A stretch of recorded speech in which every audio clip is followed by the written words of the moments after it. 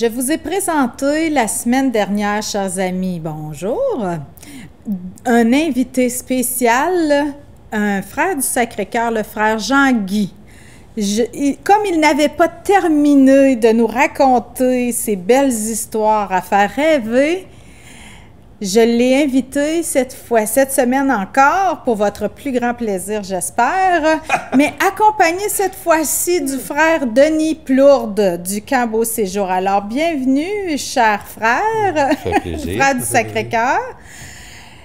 Jean-Guy, la semaine dernière, tu nous as mis l'eau à la bouche en nous invitant au camp, dans la nature, au camp Village des Sources.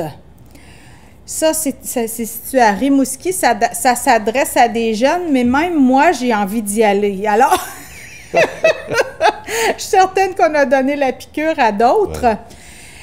Tu nous as parlé comment, avec ton travail de professeur, tu rencontrais des jeunes et la fin de semaine, tu les animais dans des camps et comment cette expérience-là, à un moment donné, s'est enracinée dans un lieu à Rimouski, dans un beau lieu de nature. Oui. Est-ce que depuis les premières années, il y a d'autres camps qui ont été ont pris forme? Oui, ça fait partie de nos surprises. Mm-hmm. Parce que quand on a parti ce premier village-là en pleine nature, mm-hmm. sur le bout d'un rang, mm-hmm. Jamais j'aurais pensé qu'un jour, il y aurait d'autres villages des sources.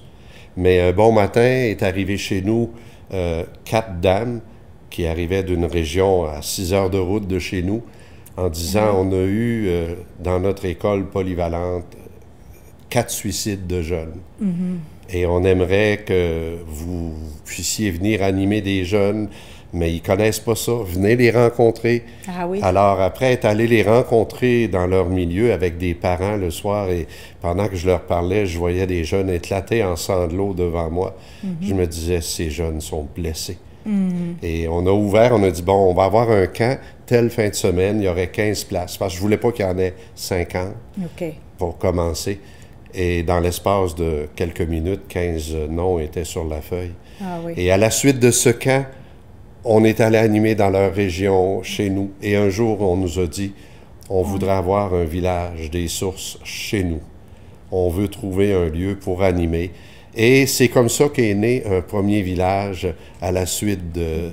Mais graduellement, d'autres régions, devant ce qu'on vivait, d'autres régions ont appelé, avec la même idée d'aider les jeunes.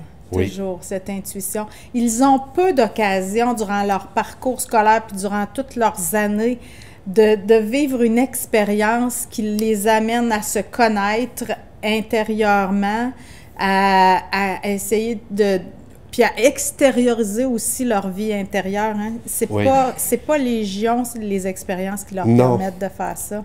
On se disait toujours pendant qu'on ouvrait un des villages des sources. Maintenant, vous en avez 7? Il y en a 7 maintenant.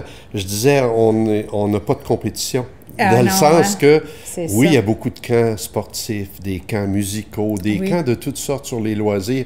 Et c'est extraordinaire que les jeunes puissent avoir ces camps. Bien sûr. Mais il y a peu de lieux pour amener les jeunes à se connaître, à partager des... Alors, il y a peu de camps de ce genre-là, oui. Mm-hmm. Et c'est comme ça que, graduellement, 2 villages des sources se sont ouverts au Nouveau-Brunswick, à Shediac et à Edmundston. Mm-hmm. Un village des sources s'est ouvert encore un peu plus loin, l'île du Prince-Édouard.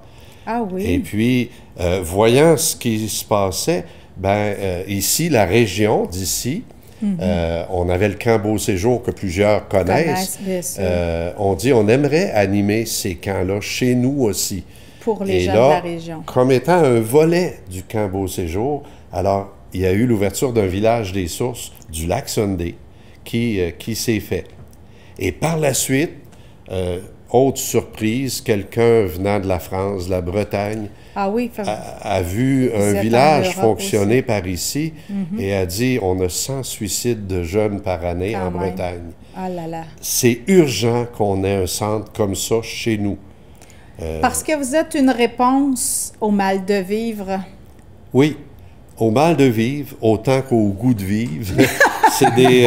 C'est un lieu où les jeunes peuvent peu importe, on n'accueille pas uniquement des jeunes blessés, mais c'est un lieu où des jeunes, peu importe ce qu'ils ont vécu, sont ensemble et osent ouvrir la bouche, osent se mettre debout devant les autres et dire « voici ce que je suis ».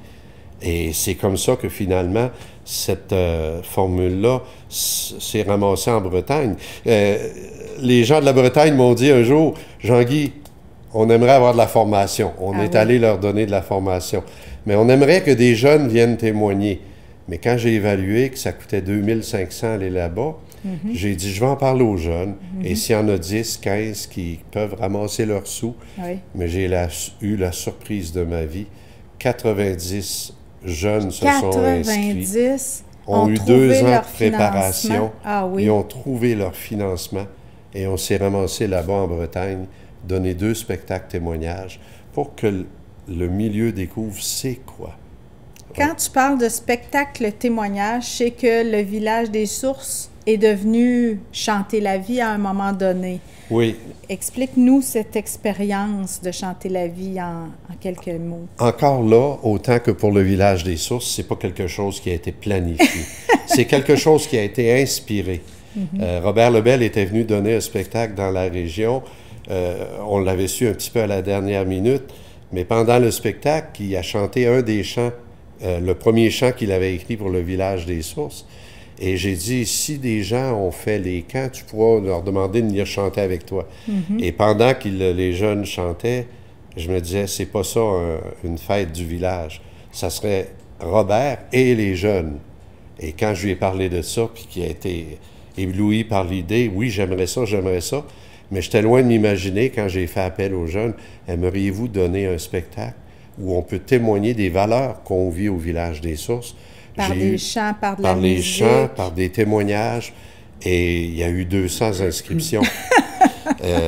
À l'été, on a été invité à aller donner ça sur la scène Molson à Expo Québec. Alors, vous avez formé une chorale, une espèce de chorale Chanter la vie. Chanter la vie. C'est après qu'on a donné ce nom-là parce qu'on n'avait pas de nom. Ah bon? On fêtait le 5e anniversaire du village des Sources. Et, en revenant, les jeunes ont dit l'année prochaine, ça va être le 6e anniversaire. Il faut fêter ça. Ils ont dit, c'est trop beau ce qu'on vit, on n'a pas le droit d'arrêter. Ah bon, c'est ça. 350 jeunes l'année suivante. Ouais.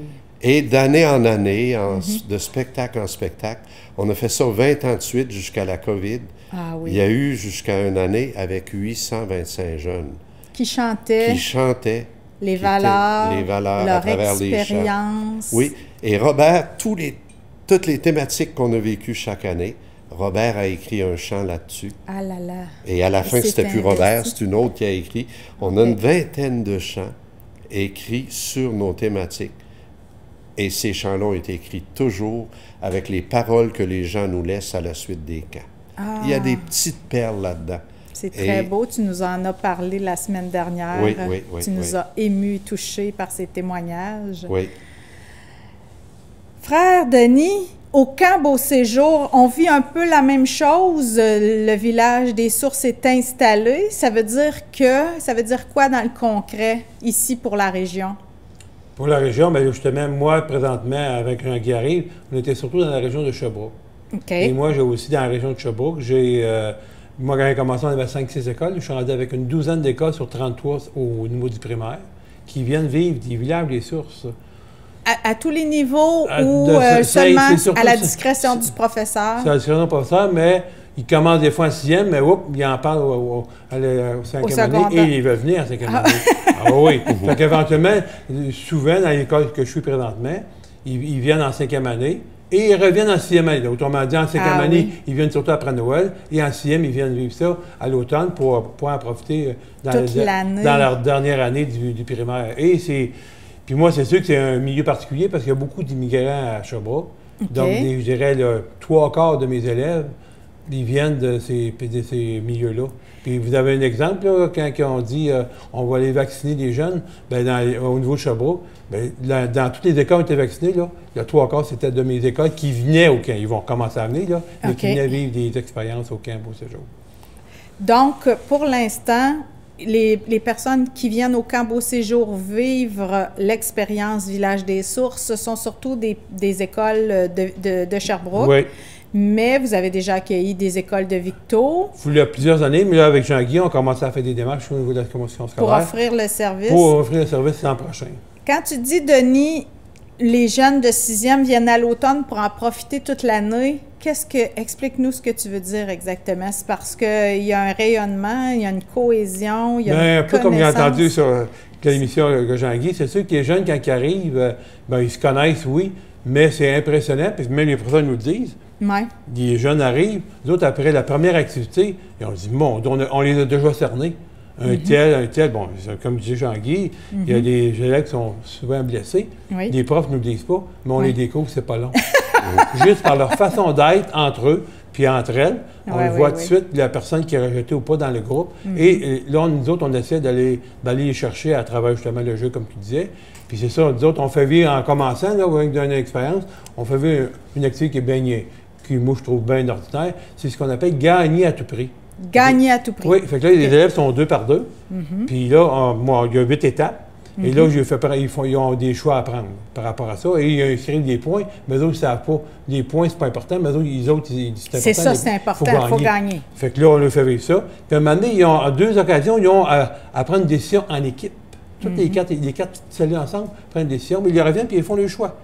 Puis souvent, des fois, les choix, oui, c'est tout le monde ensemble, mais des fois, il y en a que ça n'a pas passé. Il y en a qui ont ce qu'on appelle, ils ont trahi l'autre équipe. Puis là, ils ont tant maudit.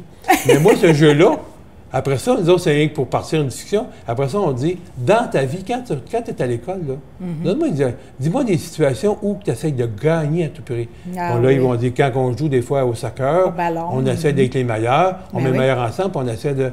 J'ai dit ça, tu as dit gagner à tout prix. Quand je suis dans ma famille, avec mon petit frère, ma petite soeur, des fois, j'essaie de gagner à tout prix.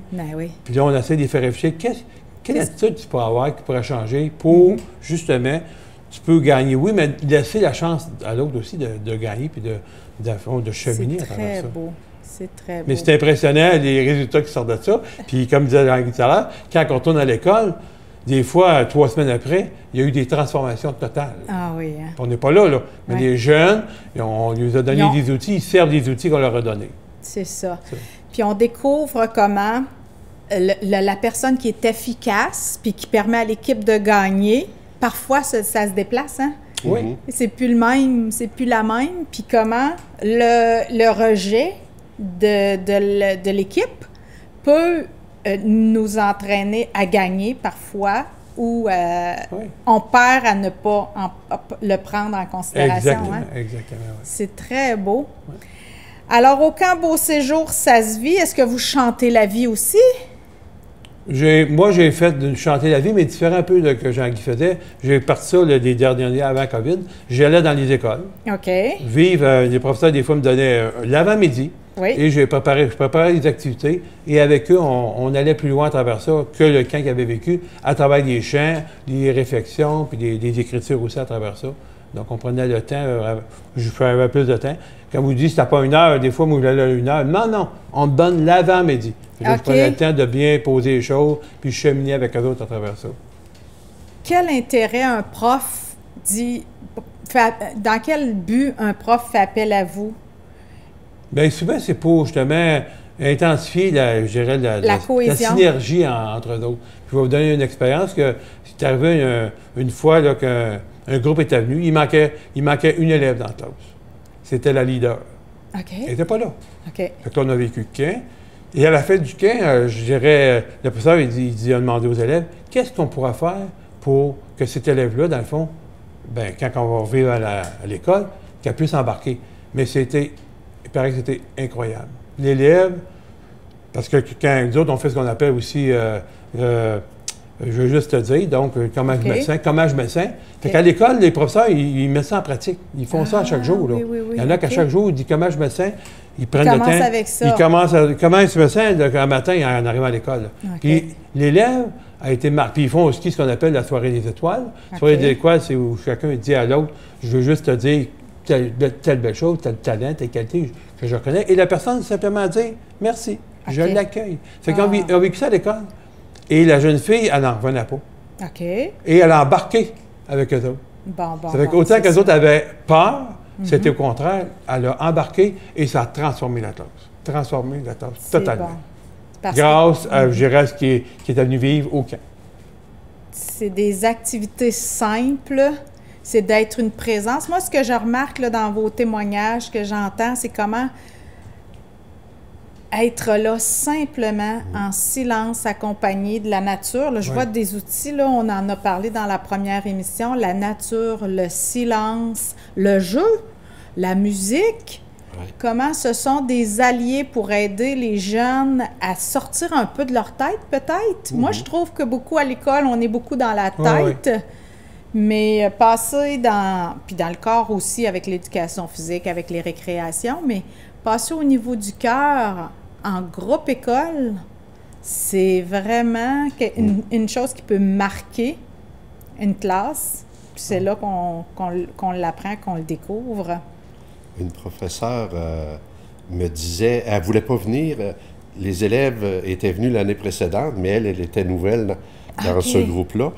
Puis elle disait, non, on n'a pas de temps à perdre. Là. Pas de mais temps à elle perdre, dit, les jeunes ont tellement insisté qu'à un moment donné, j'ai dit, on va y aller. Mais elle dit, je me demandais bien c'était quoi.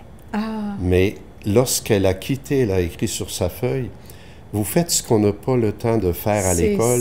Vous vous occupez de l'âme de nos enfants. C'est ça. Ça m'a tellement frappé, cette expression-là. Ouais, l'âme. L'âme, descendre à l'intérieur. Ouais. Pourtant, vous ne parlez pas de Jésus. J'ai rien entendu sur Jésus, sur Dieu, sur très peu. Il faut absolument accueillir toute personne humaine, qu'elle croit ou non. Si on s'était entêté à dire non, nous autres, on veut vraiment que tout le monde croit en Jésus, puis que, il y a combien de personnes qui ne seraient pas pu venues? Venir. Et entre autres, des musulmans, probablement, à Sherbrooke, si tu dis que vous avez... Mais moi, personnellement, on n'en parle pas, mais eux nous en parlent à l'occasion, quand on était avec eux autres en tête à tête, en se promenant, ils nous en parlent. C'est arrivé une fois que, justement, quand on faisait le carton, il y en a qui ont posé des questions sur bien et de mal. Bon, on a essayé de dériver ça, mais après ça, on a été voir les personnes pour leur expliquer, là, mais on en a quand même. Mais surtout, moi, les immigrés, beaucoup, ont une fois encore plus d'adresse que la nôtre. Là. Dans les cas, on n'en parle pas, mais ils viennent nous voir, puis on peut les animer à travers ça. Parce que la nature aussi, c'est tout imprégné de Dieu, de la vie. Tu parlais du mystère aussi, quand on s'est entretenu avant l'émission, du mystère mort-résurrection, la nature qui meurt à l'automne, qui ressuscite au printemps. J'avais cité une jeune de 10 ans qui, dans une classe qui avait été très blessée, quand elle a écrit son évaluation... Son évangile? Oui, c'est presque ça, hein? Elle disait toujours, je te dis qu'au village, on a vécu quelque chose de beau. Je te dis qu'on apprend à se connaître. Je te dis qu'on apprend à se partager. Mais à la fin, pour conclure, elle a changé sa phrase. Tout ça pour vous dire que là où on connaît le bonheur, on connaît ses pleurs. Et chaque fois qu'on connaît ses pleurs, une fleur s'ouvre.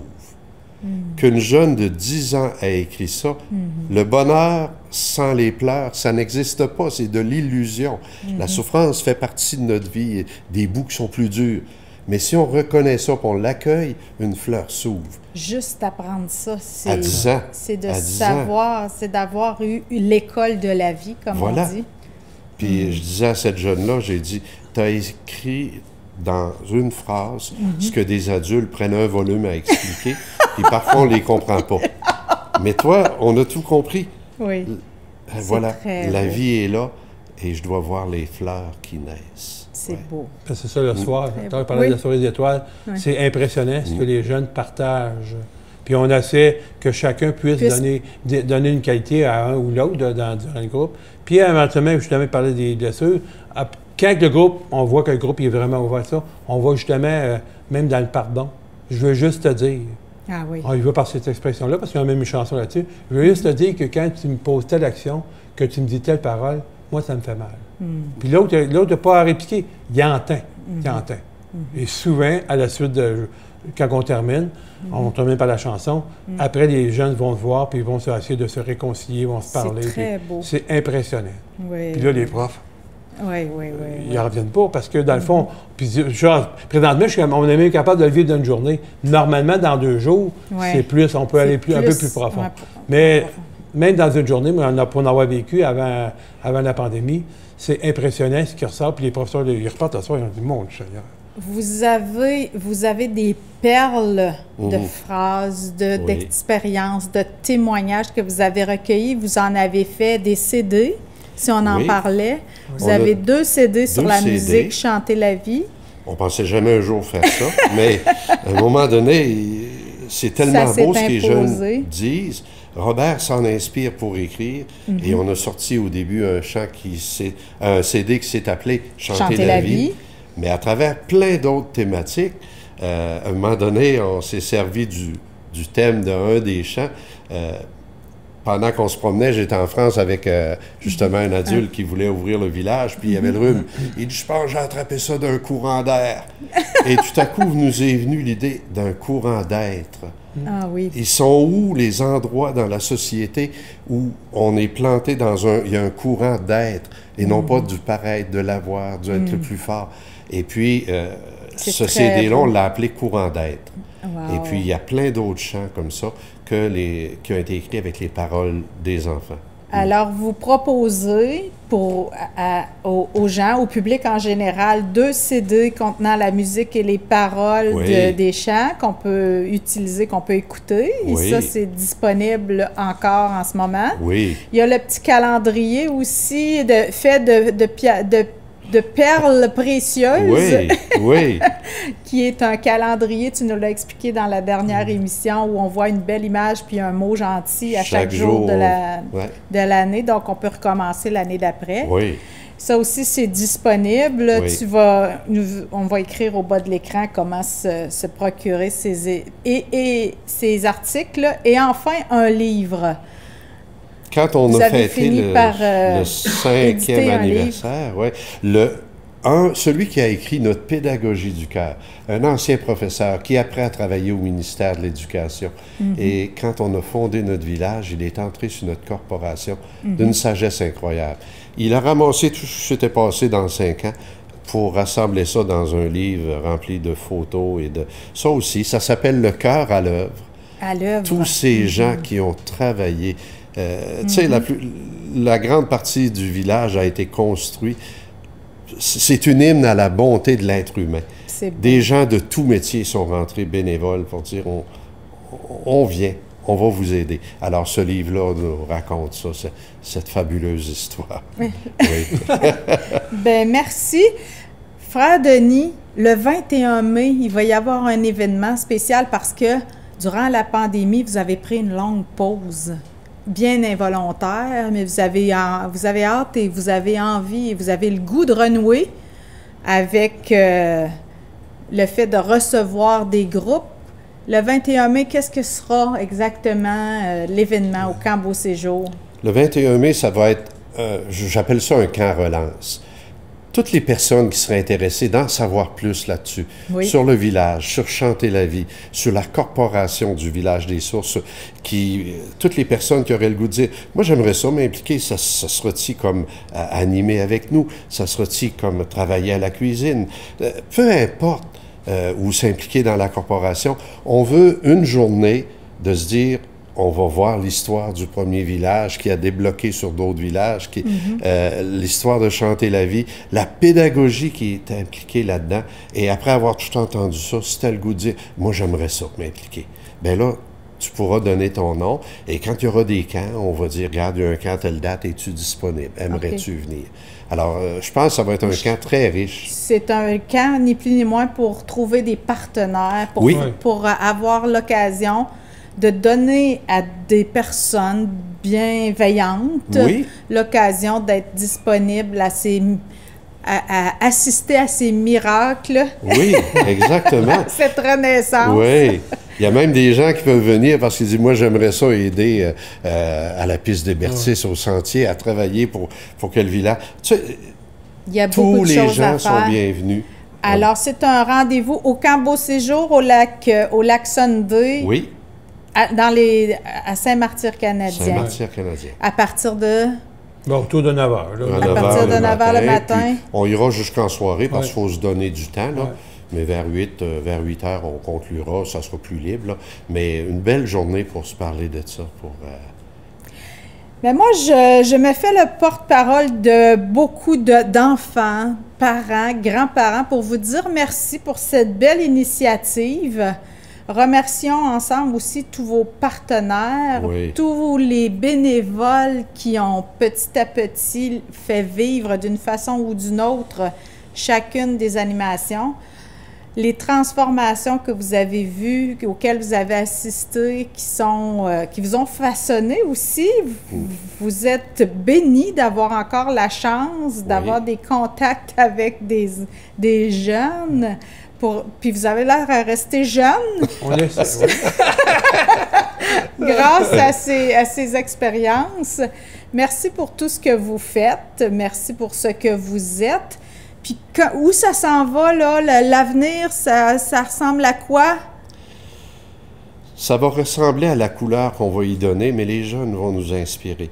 Les jeunes dans les camps ne sont pas vus comme des bénéficiaires, mais souvent comme nos plus grands professeurs. Et c'est comme ça que... C'est un renversement. L'avenir, je ne m'inquiète même pas parce qu'avec eux, il y a des pistes d'avenir qui se dessinent tout le temps, tout le temps. Comme c'est parti presque d'un miracle, d'un songe, d'une nuit de... Oui, un songe d'une nuit. La nuit du songe. Laissons-nous porter par la nuit de la pandémie, puis on verra bien ce que deviendra le camp. Merci à vous pour votre passage à l'émission. Vous êtes inspirant, puis vous nous donnez le goût d'aller dans la nature avec nos jeunes. C'est la grâce que je nous souhaite à nous tous et toutes de renouer avec, s'il le faut, notre enfant intérieur, puis de l'emmener dans le silence parlant de la nature et du Créateur. Merci encore, frère Jean-Guy Gendron, frère Denis Plourde, et moi, Marie-Josée Roux, je vous dis à la semaine prochaine.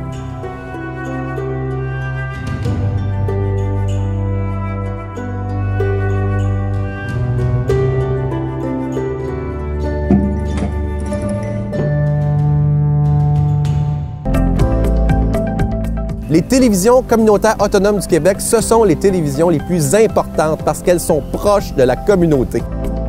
On veut encourager des gens qui parlent de ce qui nous intéresse, mais aussi qui participent au développement local.